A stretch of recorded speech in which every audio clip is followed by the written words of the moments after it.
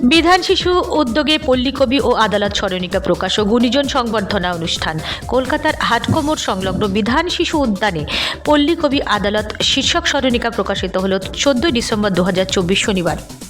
সাথে বর্ধমান সহযোদ্ধা সংগঠনের প্রতিষ্ঠা বার্ষিক উপলক্ষে গুণীজন সংবর্ধনা অনুষ্ঠিত হয়। পূর্ব বর্ধমান জেলার কুমুদ সাহিত্য মেলা কমিটির পরিচালনায় বিধান শিশু উদ্যানের অতুল্য ঘোষ স্মৃতি সভাগৃহে এই সাংস্কৃতিক অনুষ্ঠানটি আয়োজিত হয়েছিল। এই অনুষ্ঠানে উপস্থিত ছিলেন West Bengal real estate appellate ট্রাইব্যুনালের চেয়ারপারসন বিচারপতি রবীন্দ্রনাথ সামন্ত, রবীন্দ্রভারতী সোসাইটির সাধারণ সম্পাদক সিদ্ধার্থ মুখোপাধ্যায়, রাজ্য যুব কল্যাণ ও ক্রীড়া দপ্তরের ডেপুটি সেক্রেটারি দিলীপ কুমার বিশ্বাস, কলকাতা হাইকোর্টের আইনজীবী মাসুদ করিম প্রমুখ গুণী ব্যক্তিরা। বর্তমান সময়ে কুমুদরঞ্জন মল্লিকের কবিতা বা লেখা খুবই প্রযোজ্য।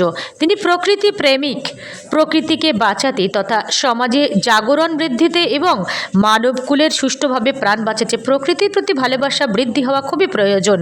এই সুন্দর এবং সুষ্ঠু অনুষ্ঠানের মাধ্যমে সকলের কাছে এটাই পরিষ্কার, আইন, আদালত, লেখাপড়া, শিল্প, সংস্কৃতি, জীবনযাপন সব কিছু বজায় রেখেই প্রকৃতির প্রতি আমাদের সজাগ মনোভাব থাকা উচিত।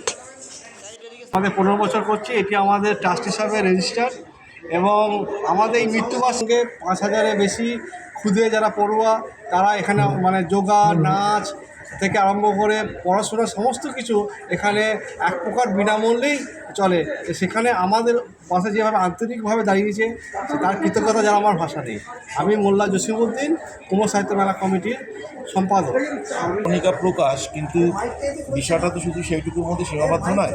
সবচেয়ে বড় কথা হচ্ছে পল্লী কবি বলি আর প্রকৃতি কবি বলি, কুমুদরঞ্জন মল্লিকের প্রাসঙ্গিকতা কিন্তু এখন আরও ভীষণভাবে এখন দেখা দিচ্ছে একটাই কারণে, যে আমরা যারা মানুষ যেভাবে আমরা প্রকৃতিকে ধ্বংস করছি বিভিন্নভাবে, আমি খুব নির্দিষ্ট করে কোনোভাবে বলছি না, এমন নয় যে উন্নয়নশীলগুলো করছে, উন্নতশীল দেশগুলোর বেশি পরিমাণে করছে, এটা আমরা সবাই জানি। এবং যেভাবে আবহাওয়া পরিবর্তন হচ্ছে, তাপমাত্রা বৃদ্ধি ইত্যাদি, কোথাও যেখানে ঠান্ডা পড়ছে অত্যন্ত ঠান্ডা মানে বেশি পরিমাণে পড়ছে, এরকম অবস্থাতে আমার মনে হয় যে কুমুদরঞ্জন মল্লিকের যে কবিতাগুলো এতটাই মাটির কাছাকাছি, এতটাই তার মধ্যে প্রকৃতিপ্রেম মানে প্রকাশ পায়, আমার মনে হয় এটা খুব মানে আরও সুসংগঠিতভাবে এটা একদম বাচ্চাদের কাছে কবিতাগুলো পৌঁছানো উচিত।